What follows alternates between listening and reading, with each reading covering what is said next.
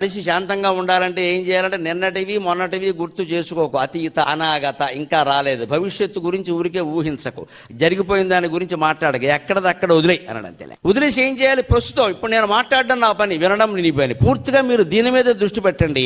నేను మాట్లాడడం మీద దృష్టి పెడితే కార్యక్రమం విజయవంతం అయినట్టే, అనుమానం వెళ్ళలేదు. ఇంకా నేను మధ్య మధ్యలో మాట్లాడుతూ ఏదో ఆపేసేసి నా వ్యవహారాలేవో నేను ఎక్కడో గుర్తు చేసుకుంటూ అది నాకు సాధ్యం కాదని కూడా మాట్లాడలేదు. కానీ మీలో అందరూ అలా ఉంటారని ఏం లేదు కదండి. ఇక్కడ మాట్లాడుతూ కూడా మధ్యలో ఒకడు ఏం చేస్తూ ఉంటాడు, ఫోన్ కెలుగుతూ ఉంటాడు ఇక్కడ కూర్చుని ఇలా. ఇంకొకళ్ళు అయితే ఇంటి దగ్గర ఏమిటో వచ్చేటప్పుడు తలుపు తాళం వేయడం మర్చిపోయి ఏమైందో, ఉంటాయి పోయినాయి పోతాయమ్మా గొడవలు. ఇవే మనం జరగబోయేవి జరిగినవన్నీ ఇక్కడ అమృతప్రాయమైన ప్రసంగం అనుకునే మనం వచ్చాం కదా. మీ మనస్సును మీరు ఆలోచించుకోండి, ఎక్కడెక్కడో ఉంటుంది, అదే పోయింది. ఈ లోపు 4 మాటలు పోయాయి. ఇదే నిర్మాల్యం మన జీవితాల్లో కూడా ఇంతే. రాత్రి మంచం ఎక్కి పడుకున్నాము అంటే వెంటనే తెల్లారితే నమస్కారం అమ్మా, తెల్లారకపోతే ఇదే నమస్కారం, సెలవు, అమ్మవారికి చెప్పాల్సిందే. ఇంత ధైర్యం ఉండాలి మనస్సులో.